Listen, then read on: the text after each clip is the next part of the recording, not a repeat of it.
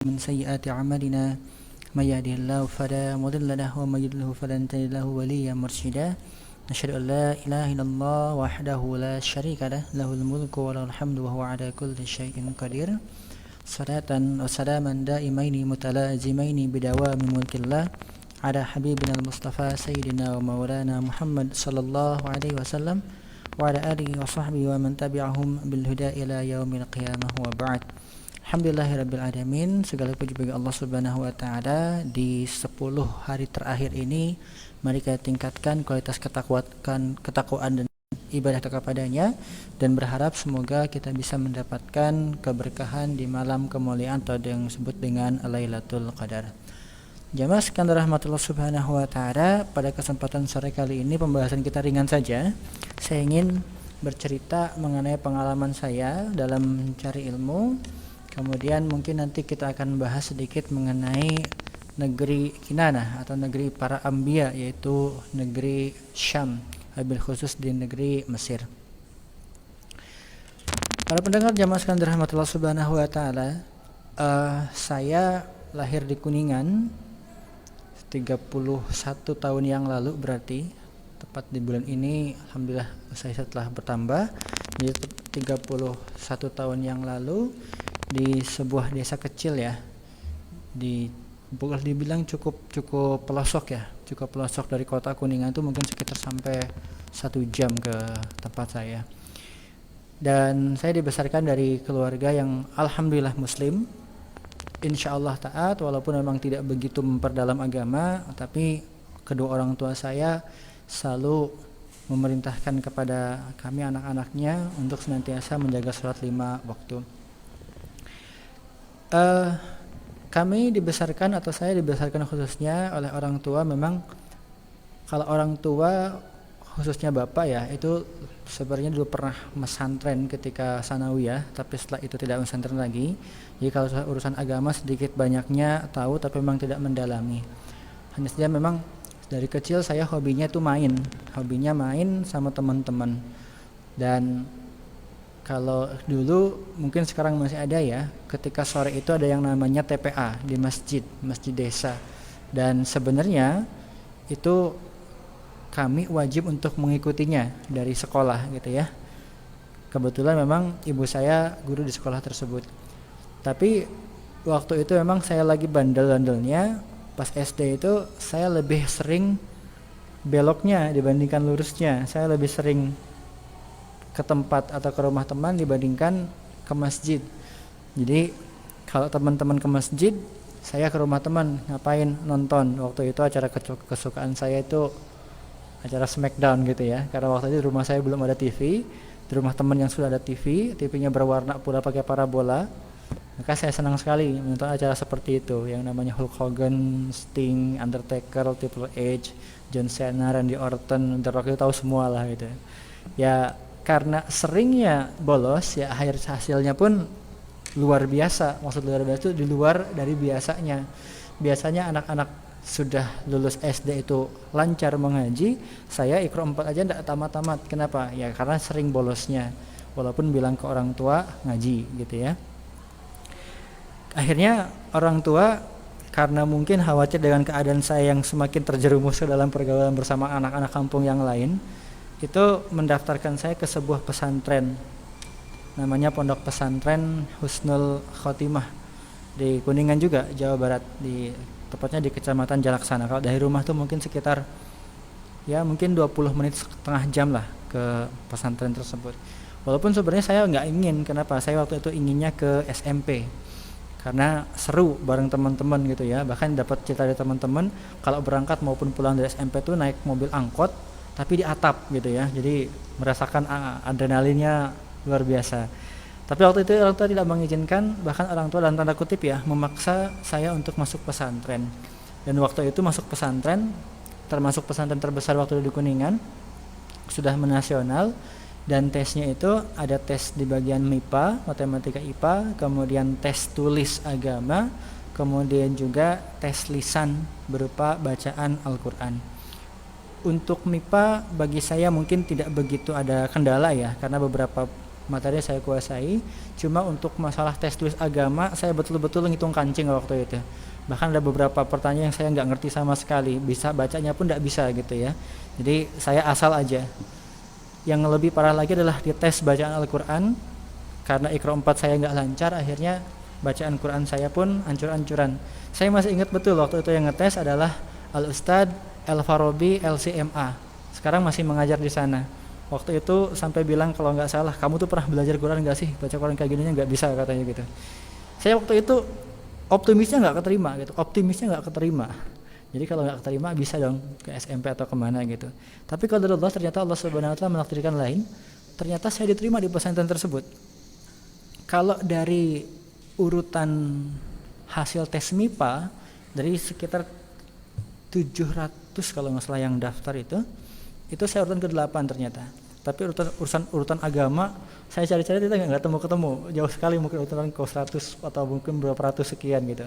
Tapi kalau Allahnya keterima itulah, nggak tahu dengan pertimbangan apa saya diterima untuk masuk di pesantren tersebut.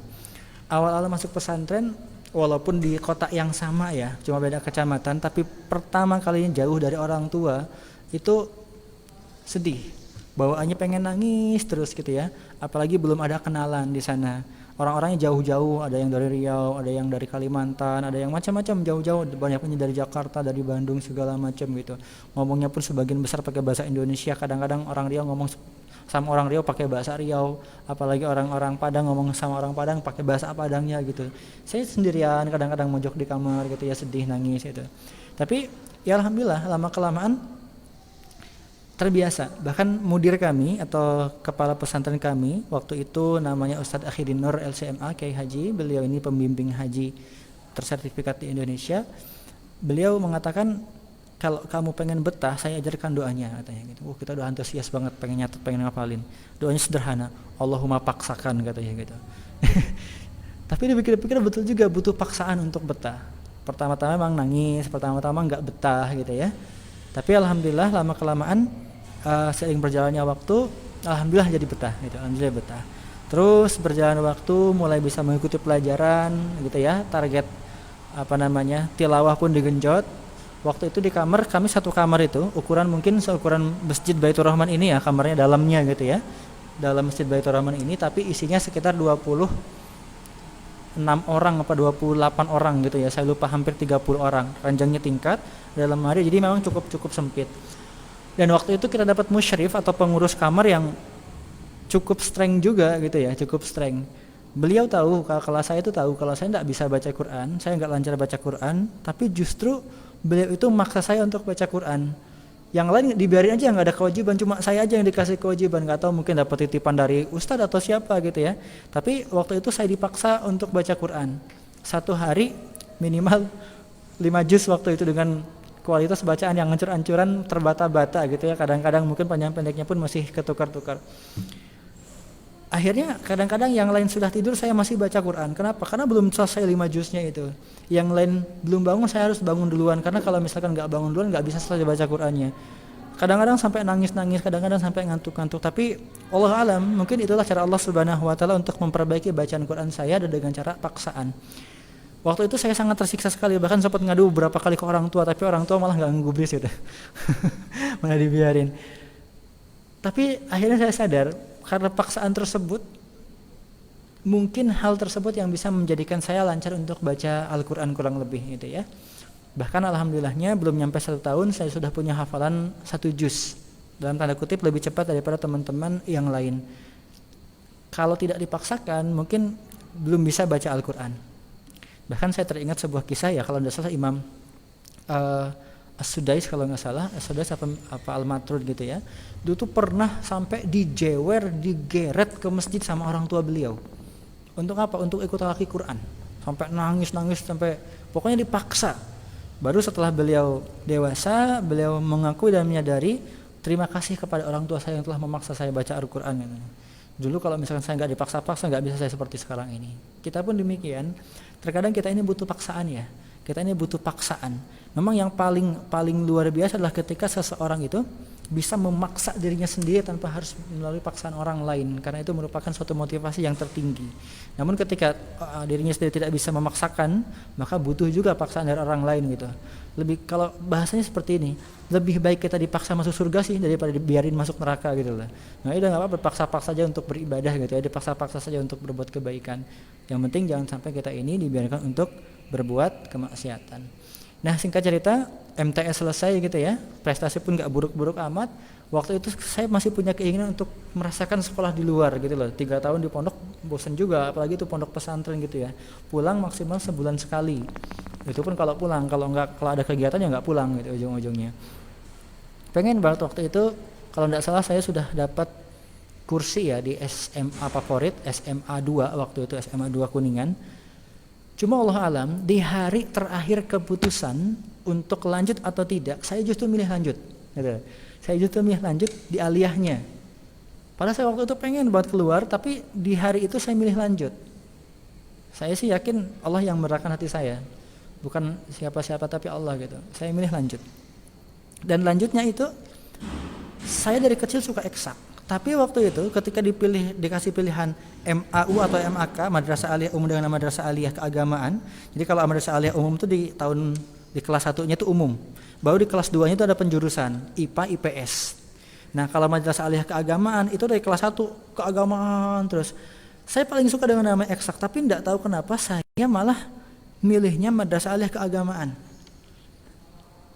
Ada sih eksak, cuma matematika aja sih eksaknya gitu ya.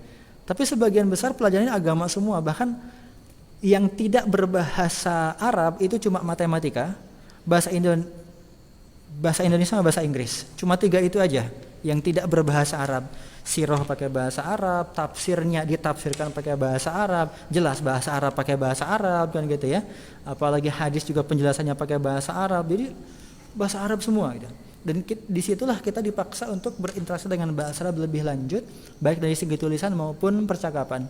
Saya memang dari dulu senang nulis Arab gitu ya, senang nulis Arab, bahkan mungkin sampai sekarang tulisan Arab saya lebih cepat dibandingkan tulisan Indonesia.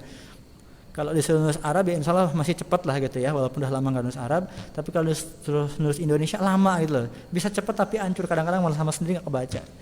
Tapi intinya adalah waktu itu saya bisa alhamdulillah menyelesaikan pendidikan 3 tahun kembali, jadi genap 6 tahun di pesantren, pondok pesantren mahasiswa pondok pesantren Husnul Khotimah di Kuningan, Jawa Barat. Nah waktu itu ada teman nawarin, Lif, lanjut yuk. Kemana? Ada tuh yang nawarin di Jogja katanya. Akhirnya saya baca brosurnya, dan waktu itu beberapa hari kemudian datanglah yang dari Jogja, dari STEIO, Sekolah Tinggi Ekonomi Islam Yogyakarta. Sekarang juga masih ada, tambah besar gitu ya. Waktu itu mempresentasikan tentang STEIO itu sendiri. Sangat menarik sekali gitu ya. Sangat menarik sekali. Bahkan waktu itu langsung diadakan tes kemampuan. Bagi yang hasil tesnya bagus itu dapat beasiswa. Dan waktu itu saya dapat beasiswa, kalau nggak salah full itu beasiswanya itu. Tapi memang masuknya itu masih lama gitu ya. Artinya masih nunggu tahun ajaran baru. Dan waktu itu dibuka juga pendaftaran dari Depag untuk kuliah ke luar negeri. Maka coba-cobalah daftar. Waktu itu teman-teman ngajaknya kemana? Ke Sudan. Kenapa? Karena salah satu teman kami itu kakaknya itu alumni Sudan, dan ketika ke pondok presentasi tentang Sudan, luar biasa sekali. Maka sebagian besar teman kami itu pengen ke Sudan gitu loh. Akhirnya saya pun daftar gitu ya.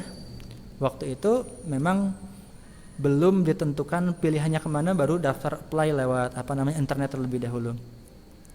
Pada hari terakhir pendaftaran untuk menentukan daftar kemana, kita diskusi di kamar sama beberapa teman yang daftar itu. Yakin ya mau ke Sudan? Baca nggak tentang Sudan ini segala macam. Sampai ada teman yang nyeletuk, deh kita ke Mesir aja. Teman-teman kita banyak di sana katanya. Kakak kelas kita juga banyak, di Sudan cuma dikit kakak kelas kita. Nanti yang bimbing kita siapa? Akhirnya malam itu juga searching tentang Mesir. Malam itu juga nyarinya tentang Mesir. Nyari internet lah apa segala macam, nanya-nanya kakak kelas dan segala macamnya. Akhirnya besok paginya udah kita putusin, kita daftar ke Mesir. Waktu itu kalau nggak salah yang daftar ke Mesir 8 apa 9 orang, saya lupa. Itu ya, 8 apa 9 orang. Itu kemudian lanjut daftar dan kemudian dites kalau nggak salah waktu itu ditesnya bulan Mei apa Juni gitu ya, itu di UIN Bandung.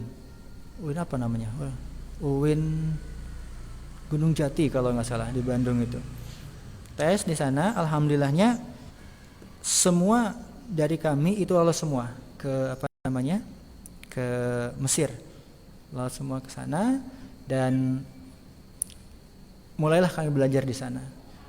Kenapa saya sampaikan tanggal ini gitu ya, belajar di negeri para anbiya? Ini sebenarnya nostalgia dengan kejadian yang hampir sama persis yang saya alami, di mana seminggu sebelum Lebaran saya dapat panggilan untuk segera berangkat ke Mesir. Jadi jadwalnya itu saya masih ingat betul, seminggu sebelum Lebaran. Jadi ya di 10 hari terakhir ini saya dapat panggilan untuk segera berangkat ke Mesir, dan itu tidak bisa ditunda lagi karena sudah jadwalnya seperti itu. Dan waktu itu memang kondisi keluarga sedang kurang kondusif lah, karena memang bapak baru dapat musibah dan dirawat di rumah sakit sehingga tidak bisa ngantar, ibu pun jaga di rumah sakit gitu ya. Dan beberapa keluarga saya hanya diantar waktu itu oleh kakek sama paman saja. Orang kampung, belum pernah ke bandara gitu kan, celingak-celinguk gitu kan, nanya-nanya ini di mana, ini kemana, dan segala macam, sampai akhirnya di sana ketemulah dengan beberapa teman bersama-sama, kemudian keluarga pulang, kami pun berangkat. Sampai di Mesir disambut oleh beberapa kelas dan teman-teman kami, dan memang waktu itu mereka sudah terbiasa di Mesir ya, hanya kami saja mungkin yang belum terbiasa. Mereka sudah 1-2 tahun di sana, kami yang belum terbiasa. Kalau di Indonesia puasanya itu paling ya 14 jam maksimal. Kalau di sana puasanya itu dari jam 3 pagi sampai jam 8 malam gitu. Bukan jam 8 malam, jam 8 maghrib, memang maghribnya jam 8 gitu kan. Ya Allah, lemesnya gitu kan. Udah gitu tarawihnya luar biasa, tarawihnya lama-lama pula gitu kan. Di Indonesia mungkin 23 rakaat, 11 rakaat ya setengah jam, paling lama 1 jam lah gitu ya. Di sana tuh betul-betul satu juz gitu loh, dengan bacaan yang tartil, dan memang cukup melelahkan bagi yang belum terbiasa. Dan saya masih ingat betul ketika malam takbiran saya nelpon orang tua tuh nangis. Kenapa? Orang tua nanya, kamu di sana punya apa? Saya bilang tidak punya apa-apa karena uang dari orang tua belum datang gitu ya. Tempat tinggal pun waktu itu masih numpang karena masih belum dapat tempat tinggal yang disewakan gitu ya, dan seterusnya. Tapi alhamdulillah lama kelamaan terbiasa, bisa jalan dengan baik. Sedikit saya ceritakan mengenai keadaan Mesir ya. Mesir itu memang negeri Arab dengan iklim gurunnya yang mempunyai 4 musim.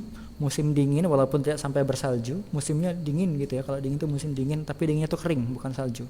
Kemudian musim panas, musim semi, dan musim gugur. Musim gugur ini paling cuma sebulan aja gitu. Selebihnya kalau nggak panas ya dingin. Kalau panas ya panas banget, kalau dingin ya dingin banget gitu. Dan yang saya kagumi dari masyarakat Mesir itu terutama ya, bi'ah Islamiyahnya itu sangat terasa sekali. Jadi suasana lingkungan keislaman itu sangat terasa sekali.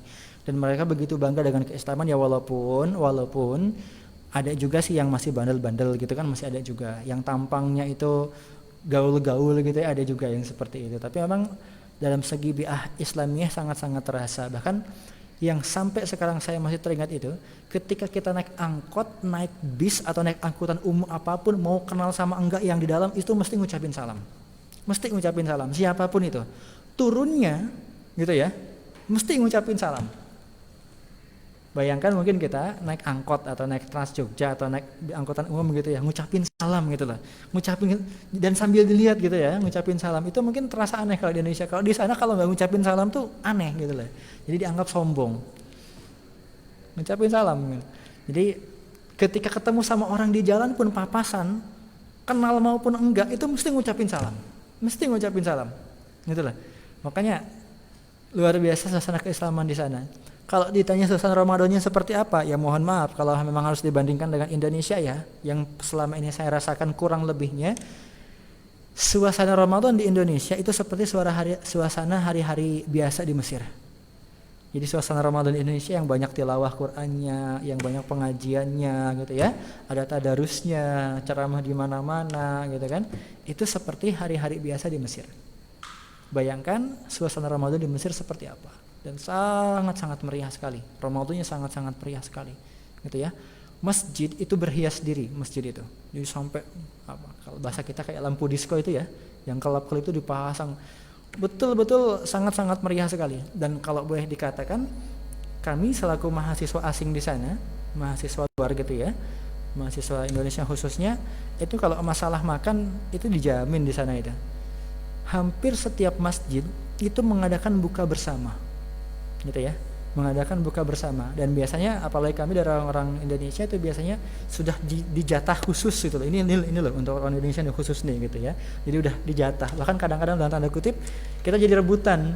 Gitu kan. Kamu ikut saya ke masjid ini. Yang di sana enggak, ikut saya aja gitu kan. Akhirnya apa? Kita siasati. Jumlah orang Indonesia di daerah kami ada sekitar 20 orang. 10 ke sana, 10 ke sini. Di sana jatah 20, di sana jatah 20. Yang datang 10. Akhirnya apa? Yang di sana dia makan 10, 10 bawa pulang. Di sana makan 10, 10 bawa pulang. Jadi udah terjamin gitu makannya. Untuk subuh ada lagi yang menyediakan gitu loh. Makanya di sana itu kalau Ramadan itu enggak 2 kali makan kami itu. Berapa kali? 3 kali. Makan maghrib gitu kan, makan malam, makan sahur. Dan porsinya itu luar biasa. Porsinya itu banyak sekali. Maka jangan heran kalau di sana dikatakan Ramadan itu bulan perbaikan gizi. Saya berangkat ke Mesir itu usia berapa tahun waktu itu ya, saya lupa, 18 tahun atau 19 tahun itu ya. Itu berat badan saya kayaknya nggak nyampe 60 kilo. Pulang-pulang saya itu lebih dari 70 kilo. Bahkan ya, orang tua yang udah 4 tahun nggak ketemu itu nggak mengenali saya ketika jemput di bandara. Ya mungkin karena sudah bertumbuh kembang gitu ya, bertumbuh dan berkembang gitu ya. Sampai nggak mengenali saya, kalau nggak saya sapa itu celinguk-celinguk nyari padahal saya di depan gitu loh. Tapi itulah suka dukanya ya untuk belajar di sana itu. Yang saya rasakan memang suasana keislaman dan suasana keilmuannya sangat-sangat luar biasa sekali, sangat-sangat luar biasa sekali. Kita bisa talaki dengan syekh di sana gitu ya. Kita bisa dekat dengan dosen di sana. Bahkan dosen itu kalau boleh dibilang pintu rumah beliau itu selalu terbuka. Kalau misalkan kita mau diskusi mau apa tuh luar biasa dengan kesibukan yang sangat luar biasa yang mereka miliki. Kita belajar di sana betul-betul memang semangat dan saling menyemangati ya. Karena memang kita di perantauan, memang tujuan utama kita untuk belajar gitu kan. Alhamdulillah bisa saling menyemangati ya, walaupun ada juga sih beberapa teman-teman kita yang memang di sana ya macam-macam ya tipenya. Ada yang tipenya itu studi oriented, jadi studi terus nggak gaul sini nggak gaul sana, pokoknya belajar, talaki. Ada yang seperti itu. Tapi ada yang sosialnya tinggi, sosial terus kadang-kadang lupa belajarnya. Organisasi ini ikut, organisasi sana ikut gitu kan, kegiatan sana ikut, waktu selalu wah gitu kan, akhirnya lupa belajar. Ada juga yang hobinya itu internetan, terus ada juga yang seperti itu gitu ya.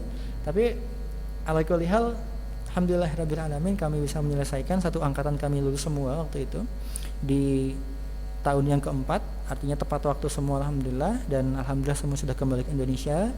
Teman-teman seangkatan saya di sana sekarang ada yang sudah jadi pimpinan pesantren tahfidz di Berau, di Kalimantan sana, besar.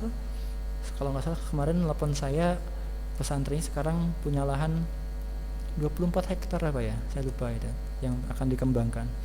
Kemudian juga ada yang sekarang sudah jadi hakim, namanya Ustadz Yoga Maulana, sudah jadi hakim pengadilan agama. Ada juga yang sudah punya pondok, ada juga yang diamanahi menjadi kepala sekolah dan lain-lain. Alhamdulillahirabbil alamin, Allah Subhanahu wa taala yang menunjukkan itu semua. Semua itu saya dasarkan untuk menggapai ridho dari orang tua.